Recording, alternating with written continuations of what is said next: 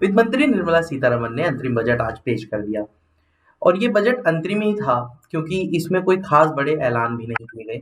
बाकी सेक्टर्स की तरह एग्रीकल्चर सेक्टर को भी काफ़ी कुछ उम्मीदें थी, उसकी भी निगाहें इस बजट पे टिकी थी कि आखिर किसानों को लेकर सरकार क्या कुछ बड़ा ऐलान करने जा सकती है क्योंकि कुछ महीनों बाद ही चुनाव है। अब इन सब पे बात करने के लिए हमारे साथ जुड़ रहे हैं एग्रीकल्चर एक्सपर्ट देवेंद्र शर्मा जी। उनसे जानेंगे कि किसानों को लेकर इस बजट में जो कुछ भी ऐलान किए गए हैं कि वो किसानों के लिए काफ़ी हैं और इस पर उनकी क्या राय है? सर तो अंतरिम बजट जो था सरकार का वो आ चुका है। तो सबसे पहले तो बजट पर सर आपकी राय जानना चाहूँगा। देखिए, ये इंटरिम बजट था और हम जानते हैं कि इंटरिम बजट में स्टेटमेंट ऑफ अकाउंट्स जो है वो पेश होती है ताकि वो अगली सरकार बनने तक इकोनॉमी का रफ्तार जो है वो किस गति पे चलेगी या उसके लिए एलोकेशंस जो है उसका प्रावधान इसमें होता है। तो इससे ज्यादा एक्सपेक्टेड नहीं था। कहने का मतलब ये है कि इसमें कोई ऐसे पॉलिसी रिफॉर्म्स या कोई पॉलिसी डिसीजंस की अनाउंसमेंट होगी या कोई बजटरी प्रोविजन जहां ज्यादा चाहिए होगा नई स्कीम्स के लिए, वो तो इसमें एक्सपेक्टेड नहीं था। पर एक चीज हम जानते हैं कि इस समय एग्रीकल्चर एक क्राइसिस से निकल रहा है, एक संकट से निकल रहा है।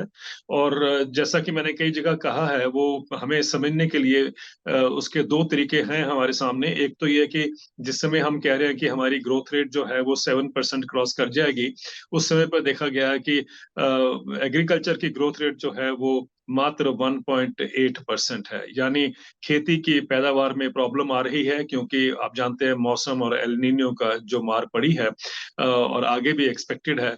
तो उससे एक तो हमारे सामने यह है कि ग्रोथ रेट में एग्रीकल्चर का कोई इजाफा नहीं हो रहा है। और दूसरा यह है कि एक जो हाल में एक Organisation for Economic Co-operation and Development जो रिचेस्ट ट्रेडिंग ब्लॉक है दुनिया का, उनकी जो स्टडी अभी लेटेस्ट आई है अक्टूबर 2023 में जो रिलीज हुई है, उस रिपोर्ट में कहा गया है कि भारत के किसानों को सन 2000 से लेकर अभी तक वो घाटे की खेती करते आ रहे हैं अभी तक। इसका मतलब ये है कि इतने सालों से अगर आप देख रहे हैं कि किसान लगातार घाटे में चल रहे हैं, और उसका उनका जो अध्ययन कहता है कि 54 कंट्रीज दुनिया की, उन्होंने उसका अध्ययन किया तो उसमें पाया कि इंडिया ही एक ऐसी कंट्री है जिसमें किसानों को जो नुकसान हो रहा है उसका कवर अप कहो या उसका उसको फिल करने के लिए सपोर्ट सरकार की जो बजट से आनी चाहिए वो नहीं आ रही है।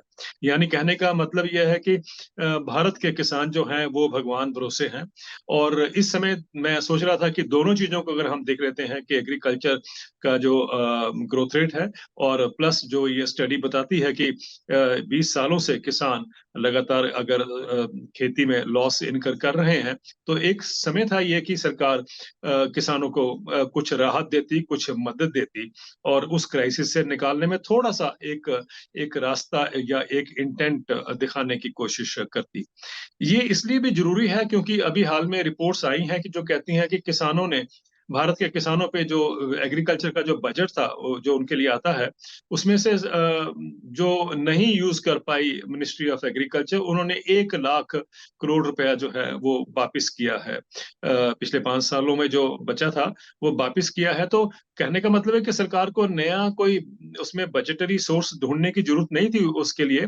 और आपके पास तो वो पैसा था, तो कम से कम आप अगर किसान को जो पीएम किसान निधि के अंतर्गत 6,000 रुपये साल में मिलता है, अगर उसको डबल कर दिया होता, 12,000 रुपये प्रति वर्ष कर दिया होता, तो मेरा ख्याल है कि हमारे पास एडिशनल 60,000 करोड़ रुपए की और जरूरत पड़नी थी। और क्योंकि हमने आज सुना है अपना वित्त मंत्री जी से कि 11.8 करोड़ फार्मर्स को नियमित रूप से पीएम किसान निधि मिलती है। तो अगर वो डबल हो जाती तो 60,000 करोड़ रुपया जो उसमें एलोकेटेड होता है वो आज डबल होकर 1,20,000 करोड़ रुपया हो गया होता। और वो हमारे पास ऑलरेडी, क्योंकि मंत्रालय ने वापस किया है, कृषि मंत्रालय ने, तो उपलब्धता ऑलरेडी थी। तो कम से कम ये एक अप्रोच हो सकती थी। लेकिन दूसरा एक और भी है कि कुछ एक स्टेप्स जो लिए गए हैं जो जिसकी तरफ इंडिकेट किया गया है, मुझे लगता है कि वो इम्पोर्टेंट है क्योंकि ऑयल सीड की जो एडिबल ऑयल्स की जो इंपोर्ट भारत करता है, 93-94 में हम तकरीबन सेल्फ सफिशिएंट थे एडिबल ऑयल्स में और इस खाद्यान्न तेलों में। और उस समय ये सिचुएशन थी कि 97% ऑयल हम देश में पैदा करते थे और मात्र 3% इंपोर्ट करते थे। आज ये सिचुएशन है कि दुनिया के हम second biggest edible oil importer हो गए हैं। तो इसकी तरफ ध्यान आकर्षित करना बहुत अच्छा है। और सरकार ने कहा कि एक मिशन मोड में एडिबल ऑयल्स की जो सेल्फ सफिशिएंसी है उसकी तरफ, या आत्मनिर्भरता है उसकी तरफ बढ़ेंगे। तो उसके कंटूर्स जो हैं वो तो आने वाले दिनों में आएंगे, लेकिन कम से कम ये सोचना भी मुझे लगता है इम्पोर्टेंट है। इसी तरीके से उन्होंने फिशरीज में और डेयरी में दो सेक्टर की तरफ और भी ध्यान दिलाया, जहां पर कि आने वाले दिनों में कुछ गतिविधि बढ़ेगी। सर अभी जो मतलब एक मेरा बेसिक सवाल वही है कि जो आपने इस बजट को लेकर जो मैंने आपसे पूछा वो आपने मुझे बताया कि क्या कुछ था और क्या कुछ नहीं।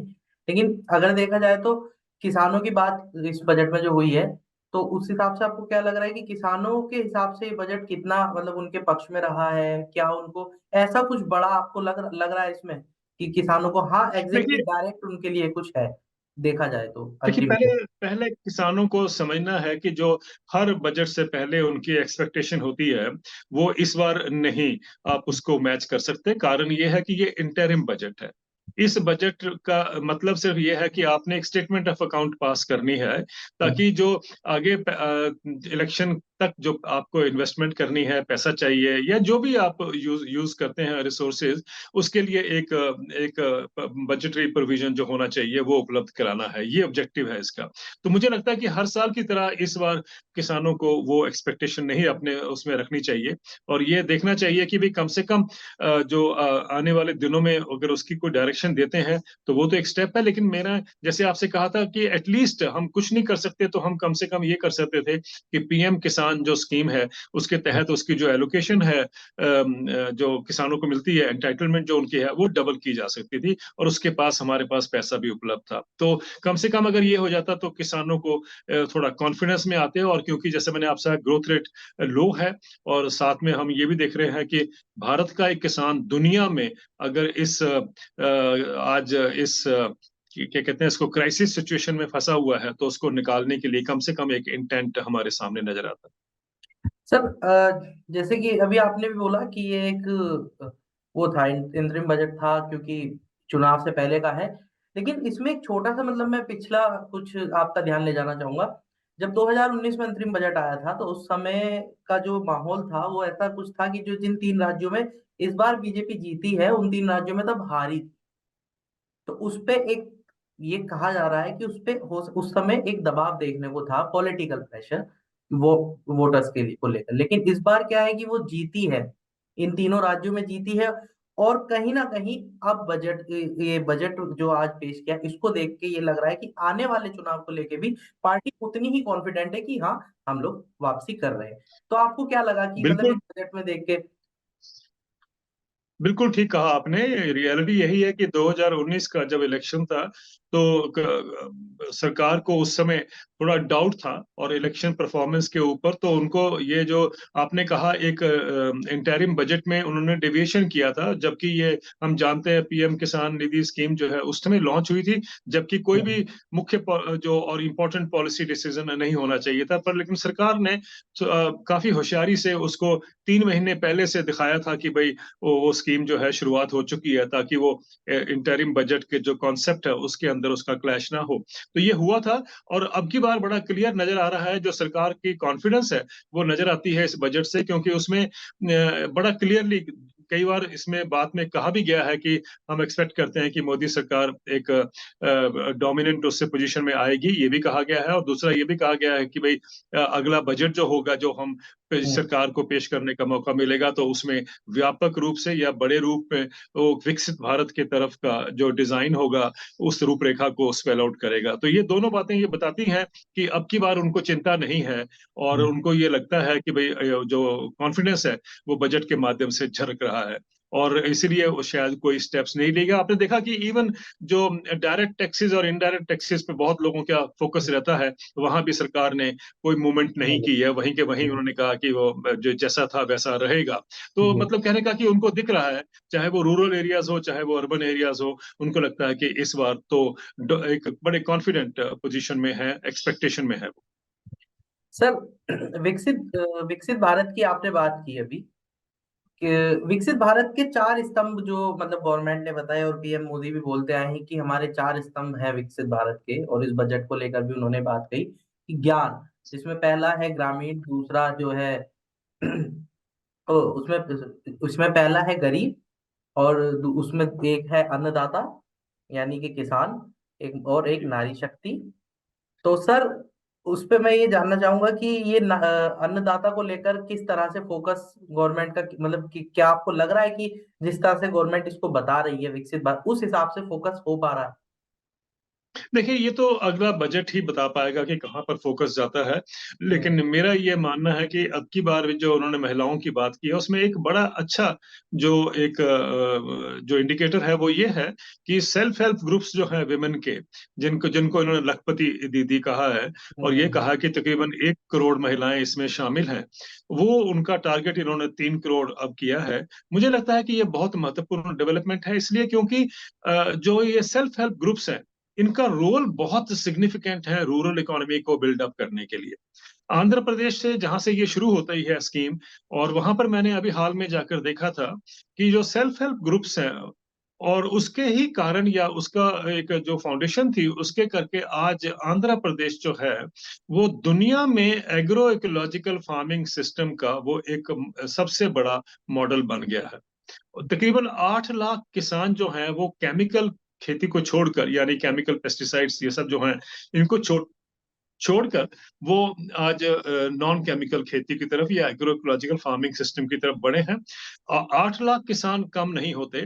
और अगर वो उसकी हम देखें वो कैसे पॉसिबल हो पाया, तो उसमें एक बहुत बड़ा योगदान सेल्फ हेल्प ग्रुप्स का है, जिसको एग्रीकल्चर के साथ लिंक किया गया था।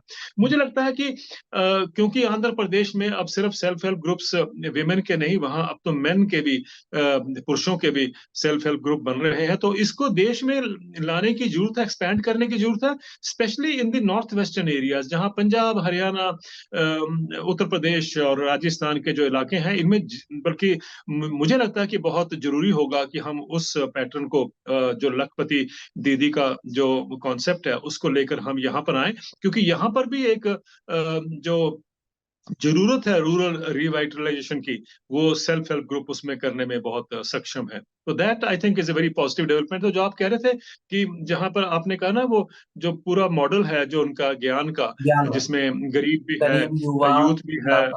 वही। अन्नदाता भी है, नारी भी है। तो उसमें नारी का जो योगदान है वो मुझे लगता है कि ये भी एक बहुत बड़ा मतलब एरिया कह लीजिए, विमेन जो हमारी देश की पॉपुलेशन का, जिस पे फोकस करने की जरूरत है।